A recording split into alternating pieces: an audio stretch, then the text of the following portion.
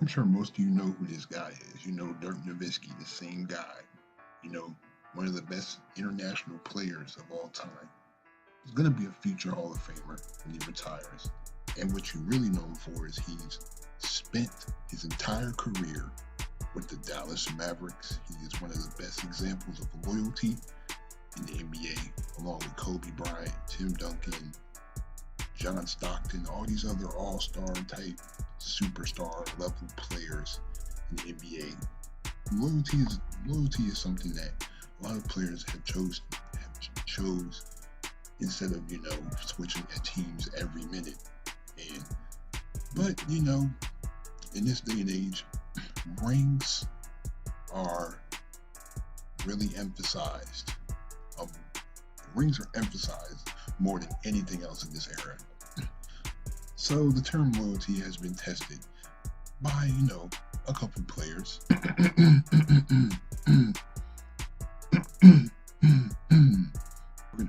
What we're going to do today is we're going to go into 6 NBA players whose loyalty to their teams, not necessarily loyalty, it's just they're in the wrong situation.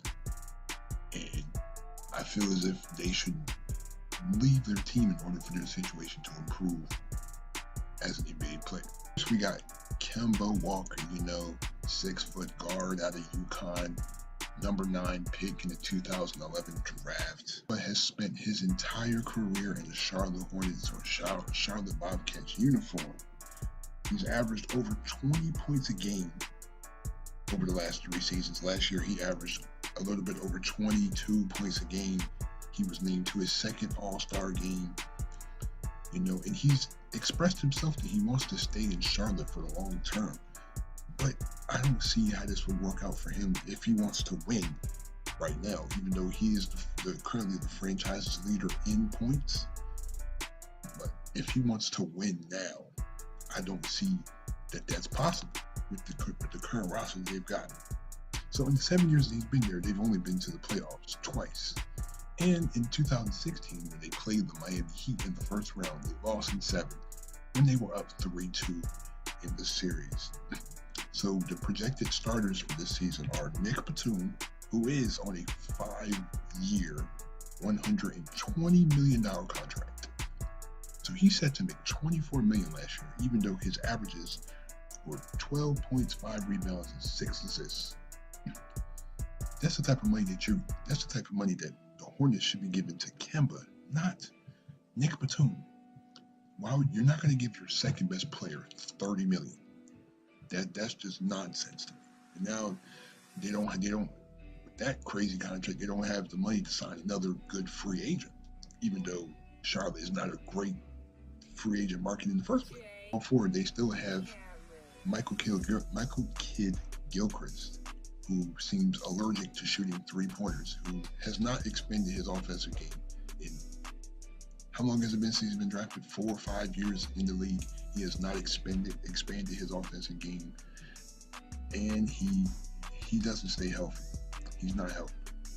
You got Marlon Williams, who is average at best, and then you have Cody Zeller, your 4th overall pick, who averaged less than 10 points a game last year, and who is your starting center. Again, their backup center is Bismack Biyombo, who's making $17 million a year. He's making $17 million. Bismack Biyombo is making $17 million a year. And the thing is, Malik Monk is their 3rd string. Right now in depth chart, Malik Monk is their 3rd shooting guard, despite being their 9th overall pick last year.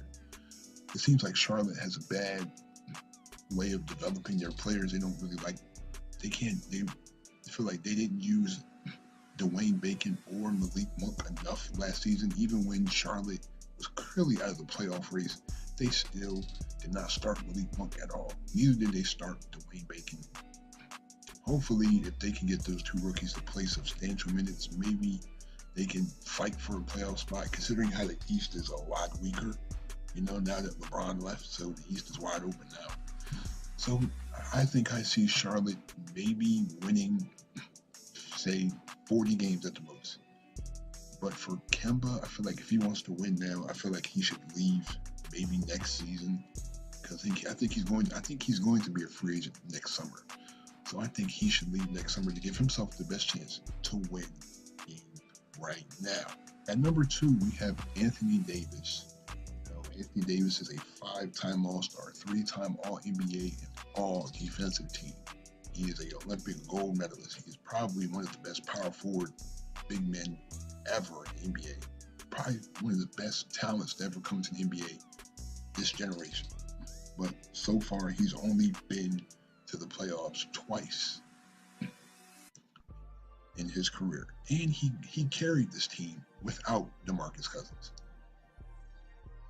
But the only thing that really concerns me about AD is that he has no help in New Orleans, because so far their starting point guard and starting shooting guard are good. They have Elfrid Payton and they have Drew Holiday, but their backups are Jarrett Jack, Ian Clark, and Solomon Hill. So they have very little depth.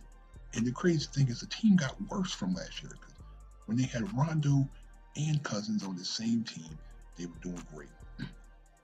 But let's see how good Julius Randle is on this team. And hopefully Jahlil Okafor can revive his career in New Orleans. Hopefully, because this is probably his last chance of really sticking in the NBA.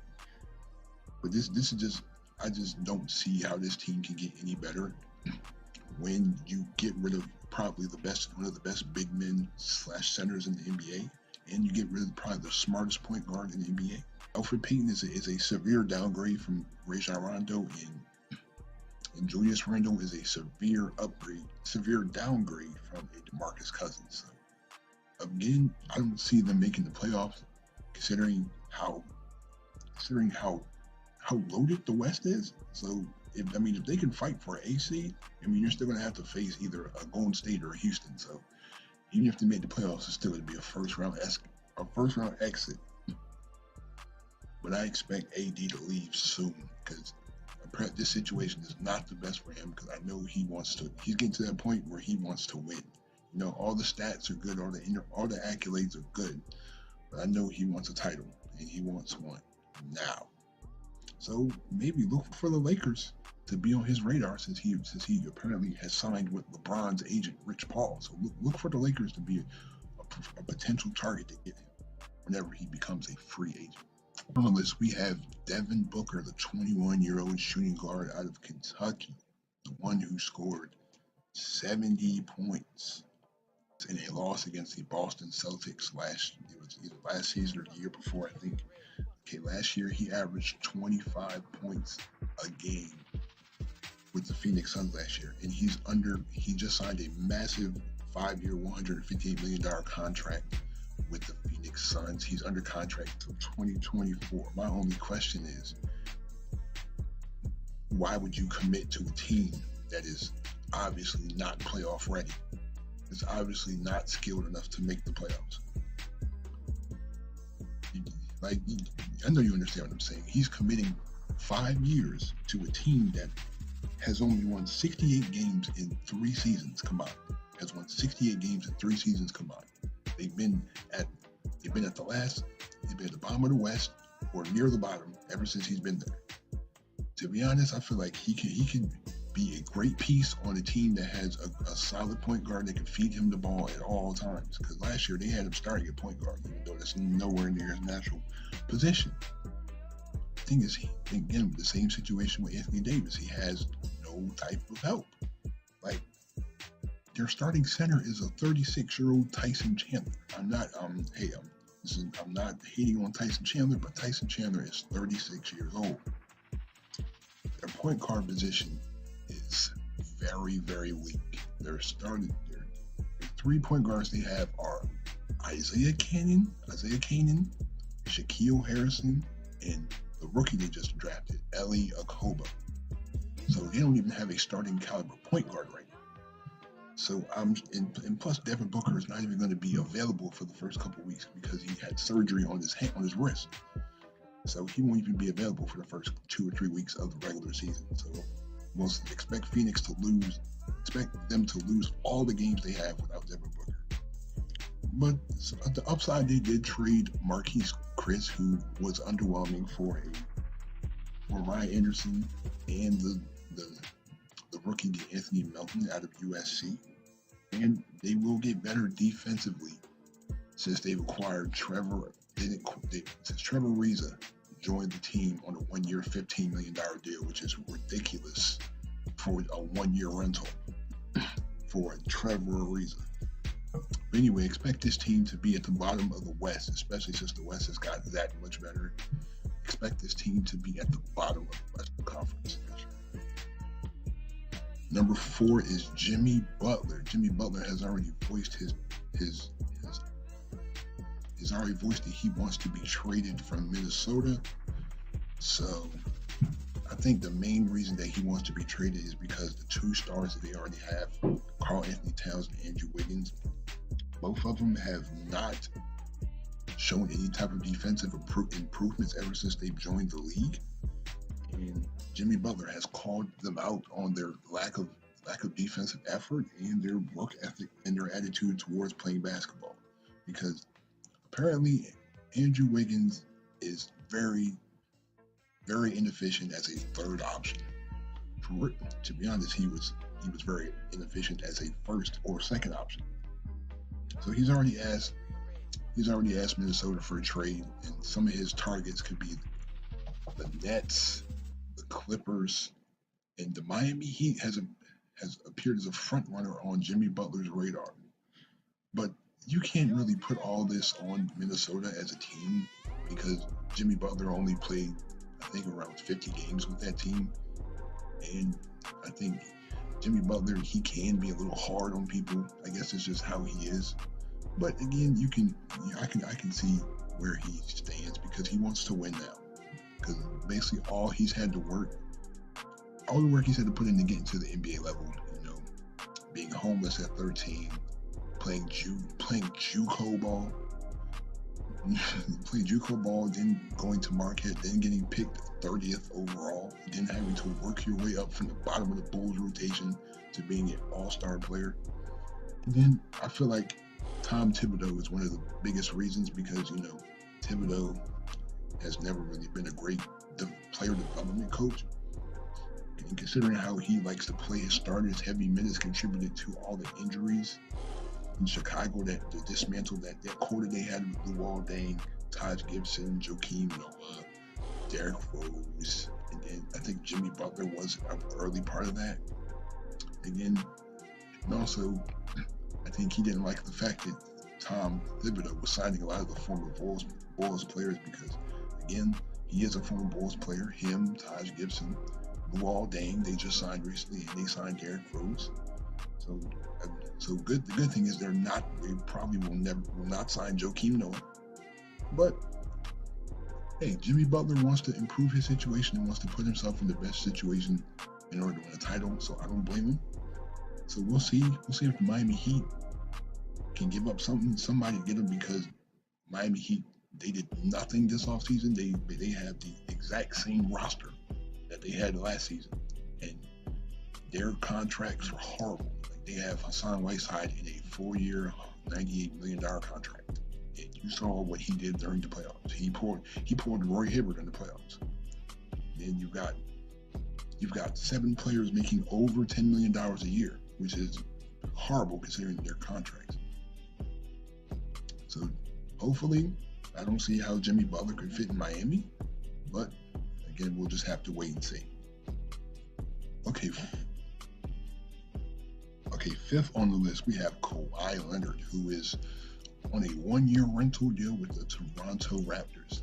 The only thing that I really don't like about this is that he doesn't even want to play in Toronto.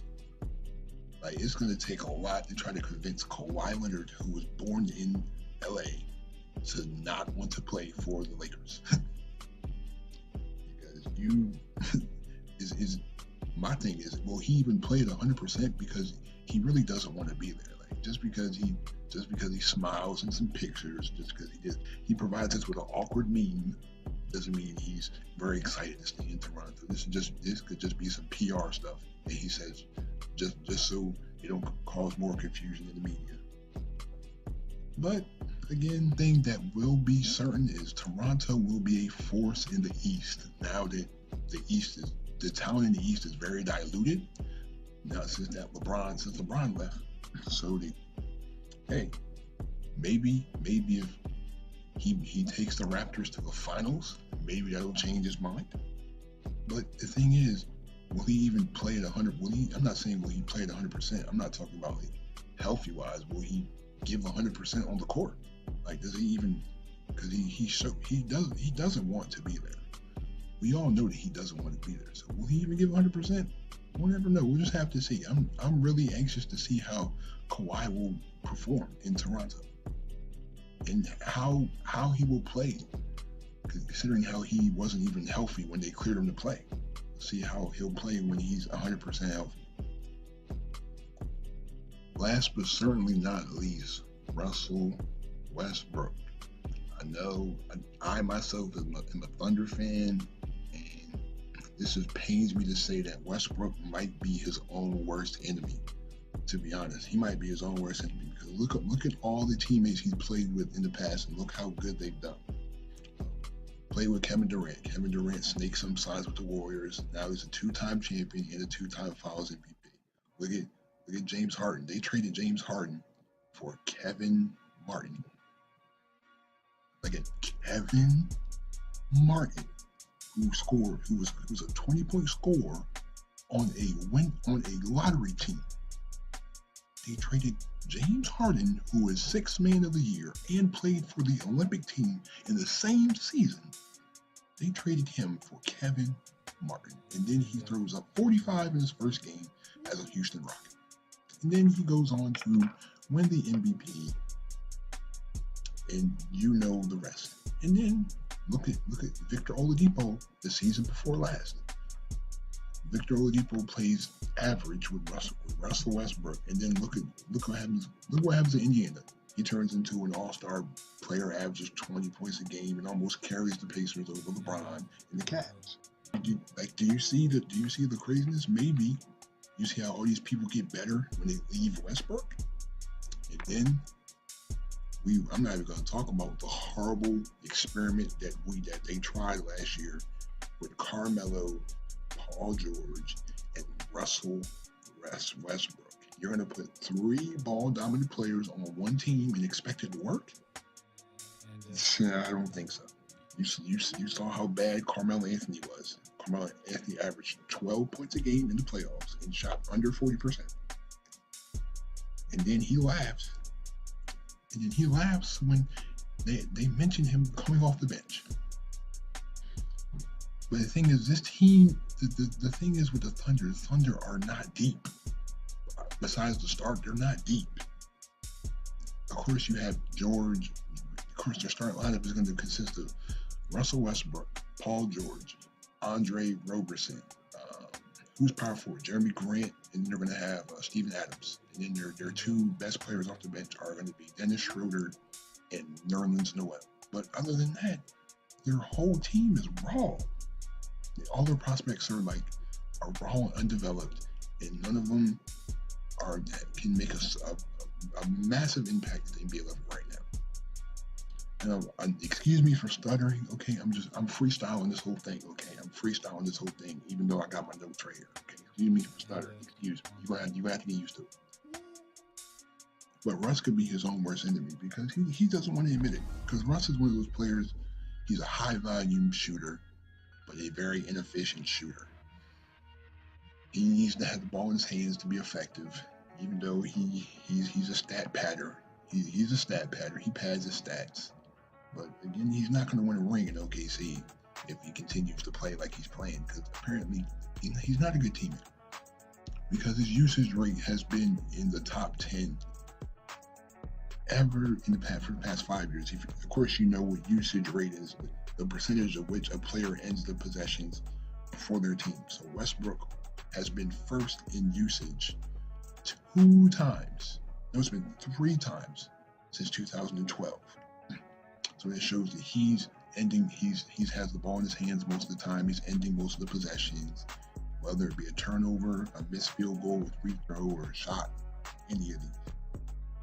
But again, these are just, thanks again for watching. These are just some players that I think should switch teams in order to really improve their chances of winning a championship.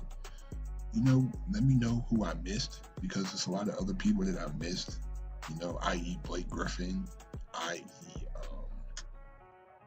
Aaron Gordon, you know, a couple players I missed that need to leave their current situations in order to flourish, in order to win, you know. But again, thanks again for watching. Thanks for listening to this is my first video, you know. Thanks for watching. Anyways, leave a like if you enjoyed, subscribe if you're new, but I'm out though. Peace.